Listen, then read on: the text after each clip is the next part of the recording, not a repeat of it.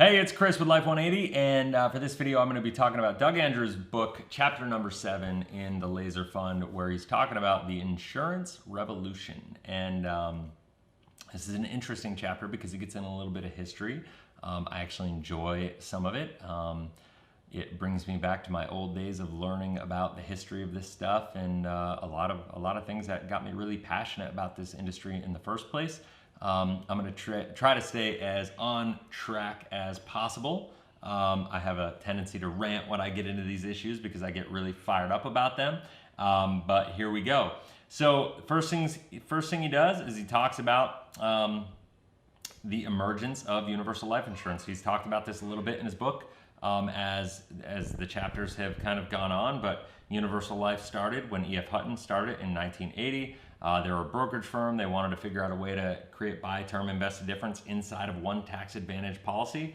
The idea seemed really good at the time, and the reality is a lot of people, it was a really easy thing to sell. Many insurance companies, so he goes down here. Let me see here. I want to, okay, yeah. So here's the bottom line.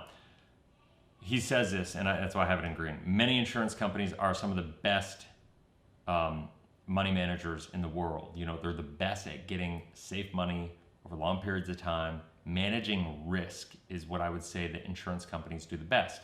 And in low interest rate environments, managing risk is even more important. Now, you go back to the 1980s, one of the things, and I think I mentioned this in one of my previous videos in reviewing this book, is you go back to the 1980s, well, 1979 in December, Paul Volcker, who was the chairman of the Fed, raised the federal funds rate to 19%. It was a huge jump. It had catastrophic events, that followed. There were some, the Iranian oil embargo was happening. There were some real challenges on a political spectrum in the world that led to financial collapse. There was a financial correction, I would say, and then there was really hard times. But higher interest rates led to higher fixed market, which really benefited. The bond markets benefited fixed investments, which ultimately that's what life insurance companies do. So when they find high fixed rate environments, they double down, they go all in, they find opportunities, and they capitalize on it. And so that into consideration, the perfect storm of E.F. Hutton creating these universal life policies and then the fixed markets going really high made it really easy to sell these life insurance policies where they were getting people 12 to 15% right here, right? So that looked really good. Especially, and he said that looks really good when banks are offering 1% interest. Well, first of all, back then you could get CDs that were paying 7, 8%, 9%. So that's just kind of BS. That's not accurate. So he's saying during low interest rate periods, sorry, I apologize for that. I didn't, I guess I'm reading ahead of myself. During low interest rate periods when banks and credit unions are offering only 1% interest, insurance companies offer more like 4, 5, or 6% and 6% on a tax favor basis. So that is true. That's kind of the environment that we're in. I would say that insurance companies are right now are even not in the 6% range. They're more in the 4% range to 5% range. On the upside would be 5%. But we're in a all-time low long-term interest rate environment. So it's got negative impacts. Right now, insurance companies in their general fund are getting 4 to 4.5% at the best right now. So it's super dangerous. So historically speaking, so now what he's talking about is the fact that if you go through history, he does a little history of the tax code. It's kind of like a synopsis of what he talked about in his section on taxes. I think it was chapter 3 that I talked about, so I'm not going to go into that a lot now. If you want to get more into the history of taxes and how the fact that, before 1913, there was no federal income tax. It was supposed to be a temporary thing, never supposed to be more than 7%, used it to pay for World War I, ended up, getting worse and worse and worse, got into World War II, ended up having a lot of challenges. Taxes got all the way up to 94%. And then over the next couple decades, they were as high, fluctuated between 50 and 80%. And then the 80s came and they slowly started to decline. But, because of the fact that, we get to this, this environment where E.F. Hutton created universal life, there was a lot of challenges to that. People hated it. The IRS hated it. They created TEFRA, DEFRA, TAMRA, There was all these things. I think Tamara's ahead here. He talks about it later. But basically what that did is they created tax code around requiring that you could only put so much money per amount of death benefit based on your age and health rating and the amount of life insurance that you wanted. You could only put so much cash value into these things and still remain tax advantaged, right? Like, so that's, and here's Tamara right here. So he, you know, goes through all that stuff, and that's really important. So here's the bottom line.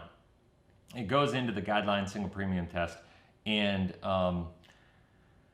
this is, you know, ultimately a rule that he's saying, well, I'm just going to read it just so I can say it more succinctly. The guideline single premium test is the most that can be paid into the policy during the initial 11 years. And he's going to go on to compare it to whole life insurance, and I'll explain. Because people wanted to fund the guideline single premium amount in the first year, Tamara required it to be spread out over the typical 5 to 7 year time frame in order to have tax-free access. Whole life insurance must not be funded any faster than 7 years. That's why they call it the 7-pay test, right?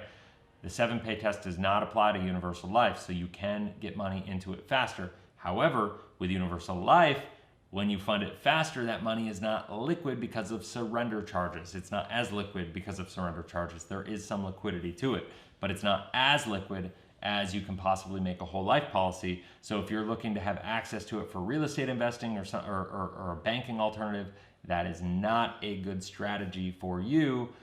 Plus, if you fund it in 5 years and you're in the surrender period and you're not able to put any more money in and your money's locked up, and out of that 5 years, if you put all that money in there, let's say it's earning you 7% per year. Well, it's not going to be actually getting 7% because you have all the fees that are going to come out of it. Your actual internal rate of return, you know, net of all internal fees, expenses, charges, surrender charges, all that stuff, after 5 years on all that money, let's say you put $100,000 a year in for 5 years, you're probably still going to be barely break even or negative, right? So think about it that way. It's really not attractive. It's not appealing, and they sell it as this thing, and you know that's amazing. And then what happens is after that period of time is the surrender period. After you've already committed all your money to this, then what happens is cap rates go down, charges go up. It doesn't perform the way you thought it would perform, and so then the net amount at risk for your insurance is higher than you thought it would be, and so then your insurance charges are actually more than they were shown in the illustration. And so then the illustration that you saw that was leading to this performance in your policy ends up not even being close. The only guarantee in an IUL policy is that if it's run at the assumed rate of whatever section AG 48 allows it to run it at, like the default of say 6 or 7%, 6.03 or 6.4%, the only guarantee is that it will not perform that good. I could pretty much tell you that, and it's pretty strong in the illustration telling you exactly that. So just make sure you read the illustration. So insurance is a financial strategy option. So going back to the 1980s, there's an era where Doug stopped recommending people put their cash at risk in the market, and they wanted a greater safety in universal life policies. I wrote, haha.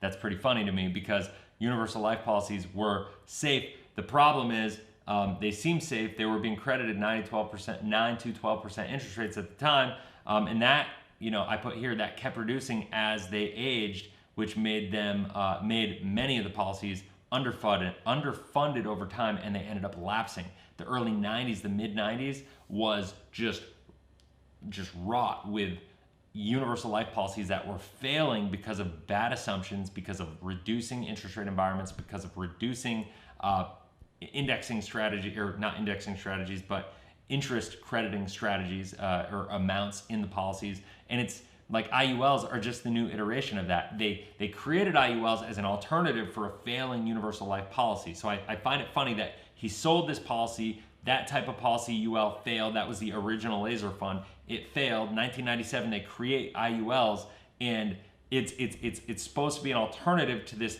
failed experiment, ultimately, that more people got hurt from it than not. And then now IULs from 1997 to now have just gotten worse and worse and worse progressively. Cap rates have continually gone down. They've done things to make them look sexier and better, but and to hold them up. But ultimately, they're more and more dangerous. The insurance companies created index universal life insurance policies and universal life insurance policies. More and more companies are swinging to that direction to sell them because of the fact that they're looking to offset the risk from them to you, because they know if it's on you, look at it. The cap rates, life insurance companies have the legal right to reduce your cap rates in most policies to down to 3%. So even if you have a 12% cap rate right now, look at the policy, that contractually, the life insurance company can drop it to 3%. So that means if times get tough, if the interest rates stay low, if they keep having a hard time, if the markets struggle, if they're having a hard time getting performance in their general fund, they can always reduce your performance and take your money from you out of your policies, hurting you, helping the success of the general fund, and ultimately backing up the policies, the annuities, the term insurance, the whole life insurance that they have guarantees on. So when you own policies that are non-guaranteed and the insurance company has the ability to reduce the prices, which can be a revenue stream for them to meet their guarantees in times of economic hardship, I would be really worried about that if I were you. That's the way I think about it. So it looks really good on paper, but it's not. So IULs do way worse. So he was saying that they were credited 11% back then. Cash on cash, net internal rate of return, cash on cash would be 10%. It's way worse than that right now. Like I said, if you can get 4.5% long term in an IUL, that's a really good internal rate of return in an IUL. And when people are running these with assumptions that are way higher than that, to me, it's just criminal, quite frankly. And I think a lot of people are ultimately going to get in a lot of trouble. Doug has already gotten a lot of trouble for this. His son has gotten in a lot of trouble for this. And so it's crazy to me that he can write another book like this, like he did with The Misfortune, which led to all these lawsuits in the first place. This caused hardship for policies that were bought in the 80s. Yeah, so I just, like, policies that were bought in the 80s, what happened in the 90s. So it goes, he even tells a story. Keep in mind the early 80s was a high interest rate environment, right? So is what I said. In the 90s, interest rates returned to normal.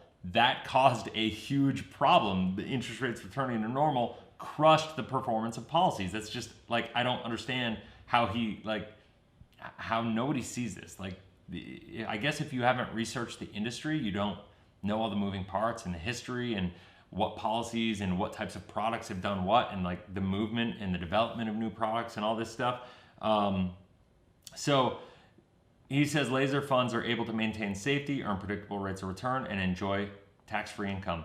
I write only with correct assumptions. So those statements are true. If you have the right assumptions, these can be fine.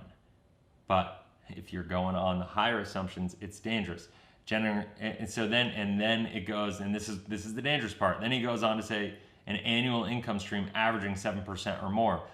That's just irresponsible and inaccurate. If you go based on that assumption, I promise you, your financial future will be just destroyed if you put too much of your eggs in this basket with that assumption.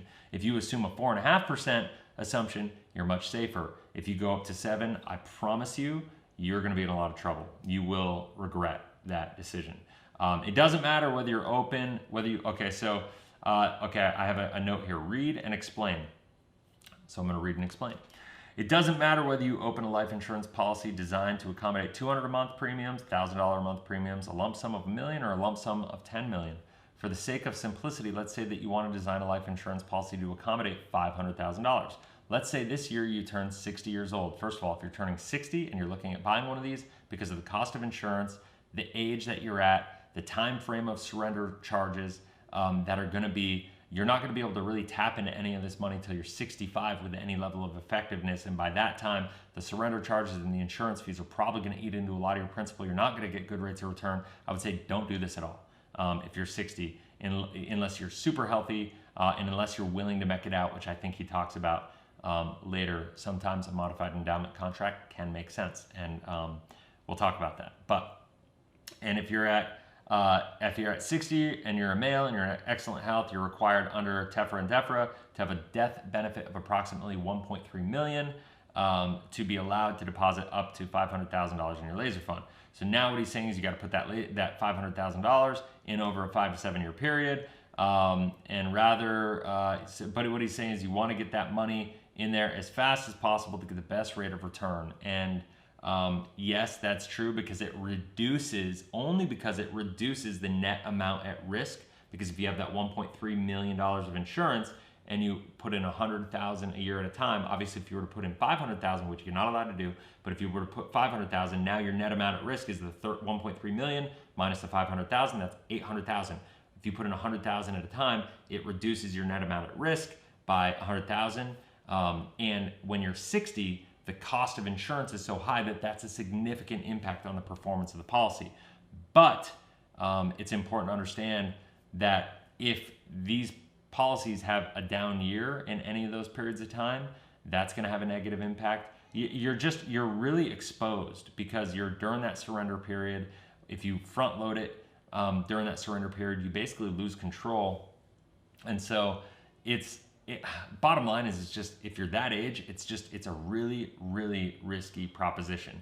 On the other hand, the net rate of return could be the same for a 60-year-old as a 22-year-old.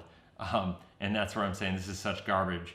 The question is, when does a 60-year-old need to access the money? If it's at 65 or 70, like it's super dangerous. If you don't need to access the money and you're 60, you don't need to access it until you're 85, and you have a 25-year time horizon, maybe it can make sense.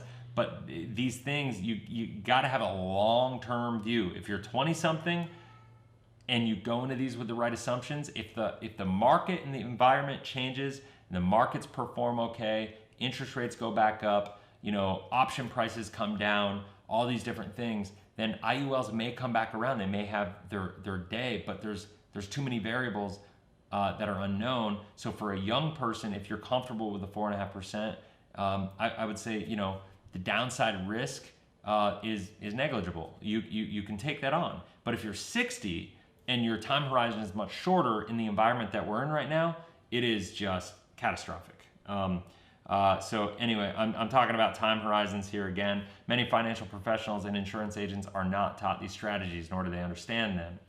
This is why it's imperative to work with somebody who knows how to structure the insurance correctly to perform it in an optimal way. Like structure it like the way your people did with 24,000 lapsed policies in your class action lawsuit, would be my question. Otherwise, even though the insurance policy may earn 7%, the average gross rate of return, it may only net you over the life of the policy as low as 1%, 2%, or 3% rate of return. So once again, this depends on the time horizon. The longer your time horizon, the better that internal rate of return will be, because most of the fees are in the first 10 years of these things. And no matter what you do, the internal rate of return, I don't care if you fund it as fast and as efficiently as possible or not, the first 10 years, they're not going to be super high performing accounts, right? And that's, I think, where he runs into problems in the lawsuit that I read. And a lot of the complaints is people that were 55 and older, 50 and older, that were doing these policies where the insurance charges were higher, and it just wasn't an appropriate fit for what their risk tolerance was or needs were on the insurance side of things. That said, it would behoove you to fund the full $500,000 as soon as you can and as fast as the IRS allows. But even if the policy is only 50 or 60% funded or half full, it could continue to keep a life insurance policy in force for the remainder of your lifetime. It's dangerous. Like, if you're looking just for the insurance side, that can be true. But you're not going to be able to keep it in force forever and use the capital in it to live on. So if you are looking for a death benefit guaranteed for life, this isn't the policy for you. There are other types of insurances that are going to be better for you, get you more insurance for less price that can be guaranteed. I mean, guaranteed universal life, guaranteed IULs. There are GIULs, there are GULs that give guarantees for life that will get you more death benefit for cheaper premium prices than what an IUL will be. So if that's your goal, and you want it for death benefit and you want it for inheritance, passing on to the next generation, then go that route. If you want it for cash value, so he's like talking out of both sides of his mouth. That's what drives me crazy. It's like, yes, that's kind of a truth, but if you follow that truth, yeah, it's going to keep your insurance, but you're not going to be able to use it for the way that you're pitching everybody in this book and how you're selling it. So it's just insane to me. He kind of stole this from Don Blanton in Circle of Wealth, the whole buckets of money and the flow of money. Don did that decades ago. And then he talks about creating a mech can be sometimes a good thing. It can be sometimes a good thing. when you create a MEC, you can access right up to your cost basis completely tax-free. You only have to pay taxes on anything above what your tax base or what your cost basis is. And so sometimes, depending on your age, health, all that stuff, creating a MEC can actually be a good thing, especially when you're getting into a situation where you have required minimum distributions coming up.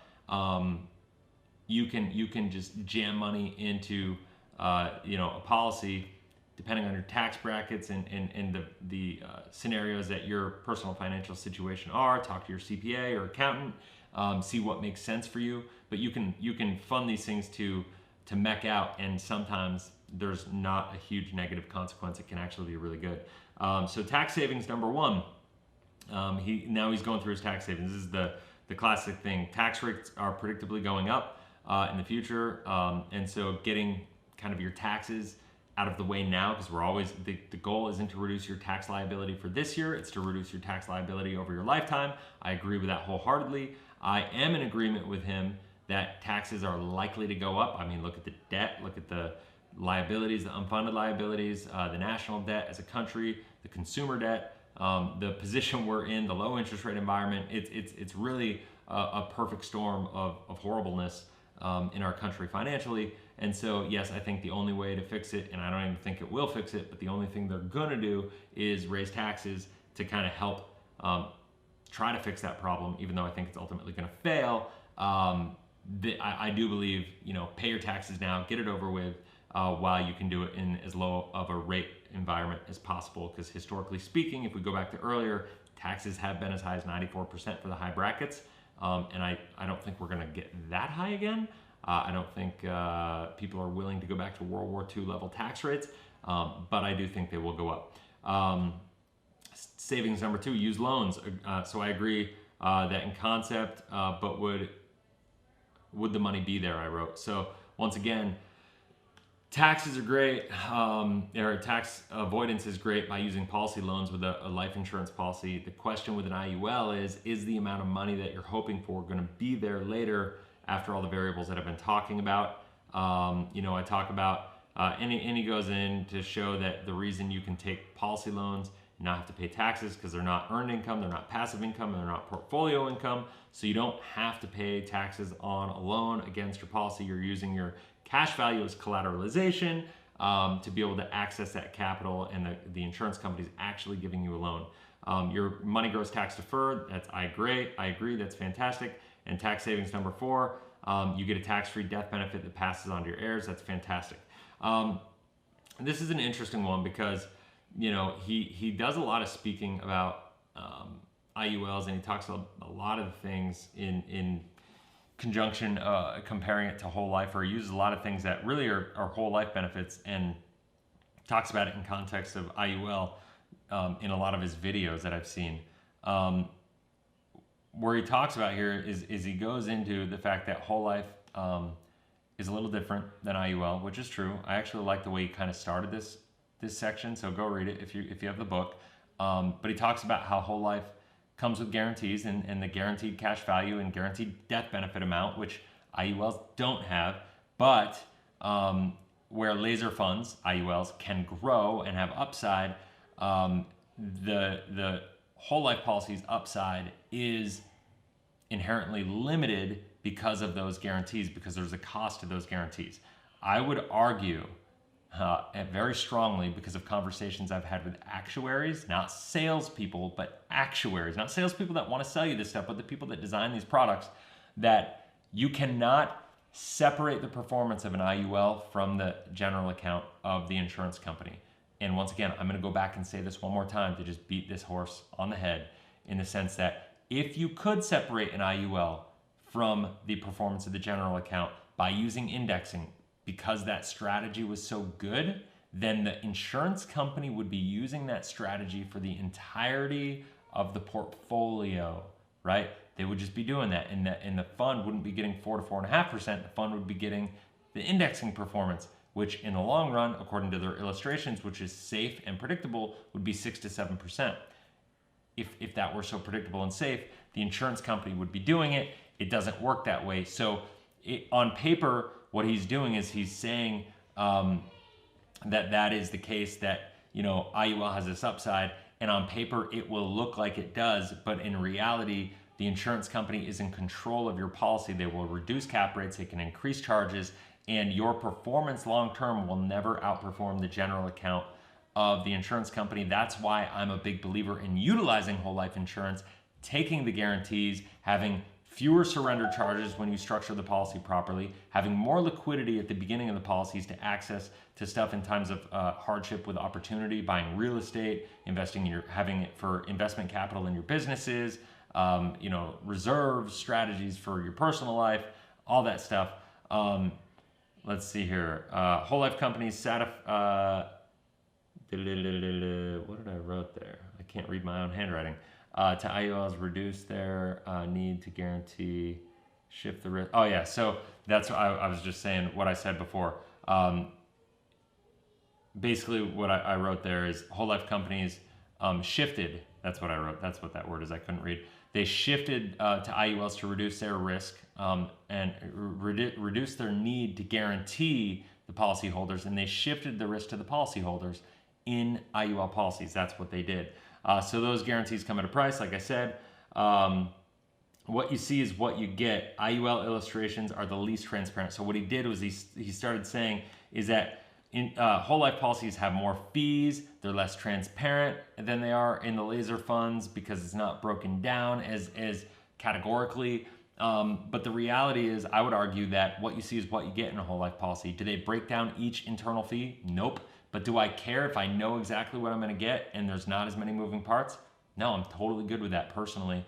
On an IUL, the problem that I have with an IUL ultimately is that the only guarantee with an IUL is that it's not going to perform as well as what I see because, the variables, it's impossible to illustrate accurately what the performance is going to be. And to me, I would quantify that as lack of transparency because the insurance company has the legal ability to change all these moving parts, but it illustrates only at pretty much the best assumptions, right? So to me, that's a real lack of transparency. So that's like speaking out of both sides of his mouth. So here he talks about IULs are, the laser fund is more flexible because you can pay less money and structure it so you can dump a bunch of money in later, or if you have to miss a premium for a couple of years, you can back fund it after, make up for the missed premiums to catch up. And I'll agree, there are some whole life companies that do that for you.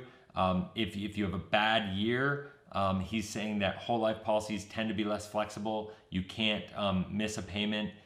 It doesn't need to be that way with whole life. He's speaking out of both sides of his mouth because IULs can be set up poorly to have very little flexibility because if you don't pay them, you're not going to have the cash to sustain that. But whole life policies are very much the same way. You can create a lot of flexibility inside of a whole life insurance policy the way that you can in an IUL. IULs are a little bit more flexible. That is a fact. But flexibility, I'm going to flip it around on him. Flexibility comes at a cost because there's surrender periods for the first 10 years, whereas in whole life insurance, there's not. It's much more liquid.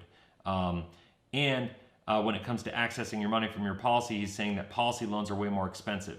Policy loans can be more expensive in a whole life policy. However, policy loans in an IUL, you're taking on market risk because if you could do a wash loan where it's a little cheaper because let's say the interest rates are 5%, you could take an IUL policy loan and you're going to pay 5% and get guaranteed earn 5%. That's going to be what it is. It's a wash loan. In a whole life policy, if you're earning a 4% dividend, you're probably going to pay a 5% loan rate. So you're going to have a net cost of 1% to do that. But the difference is through use of third-party tools, you can use a cash value line of credit with a whole life policy, which you're not allowed to do with an index universal life.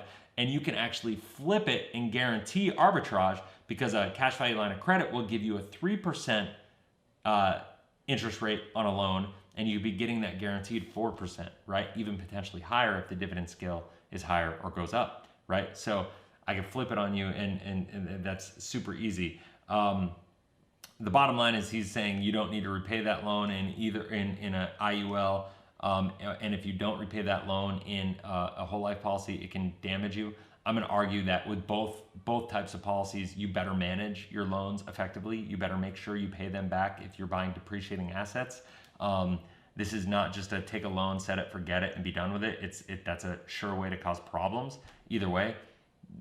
So that's just to understand. So what he's saying here is a laser fund is a strong foundation. I talk about this. I have a video called the Life 180 Pyramid Talk talking about how whole life insurance is a tier 1 financial asset for banks, corporations, all that stuff. Index universal life is not. The reason that banks and corporations use whole life is because of the guarantees with it. Banks can utilize whole life as actual leverage and collateral to expand their lending capacity and their financial stability. It affects their ratings as a bank. It affects their liquidity. It affects their cash reserves and how much they can do for fractional reserve banking and lending out, and according to all the guidelines set by the Fed. And so when you look at that, that's a foundation, is a whole life policy. IULs are not a foundation. IULs are an investment alternative. Whole life insurance is a banking alternative. It's a savings alternative. It is a safe, guaranteed foundation. Laser fund is not a foundation. Whole life insurance is a foundation because it will beat inflation. It will give you guarantees, and it goes along. Watch my Life 180 Pyramid Talk. If you haven't, just YouTube it. Save first, then invest. We should not be investing money or going at any perspective with an investment mindset until we have enough money saved that we can take on certain amounts of risk. So it's important to understand that. All right, so the top 5 takeaways, here we go. Let's finish this up. The laser fund has had its genesis in the 80s. E.F. Hutton, okay, so I already explained that was just a joke. I mean, that was a colossal failure. And so I think it's funny that he talks about that as a success story over and over and over again when it's just a colossal failure.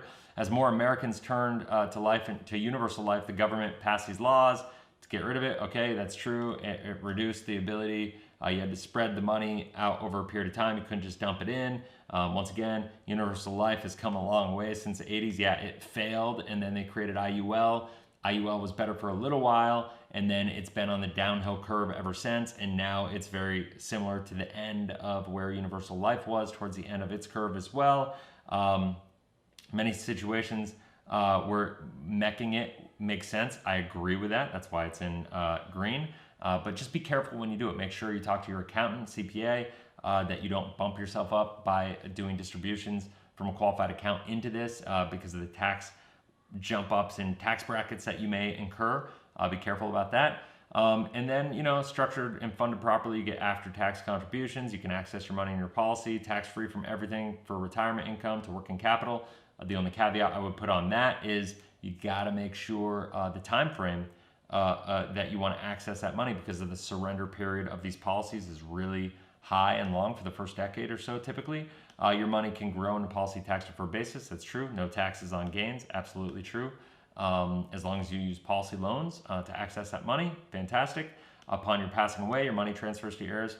Income tax-free as a death benefit, 100%. So as you can see, there's a lot here.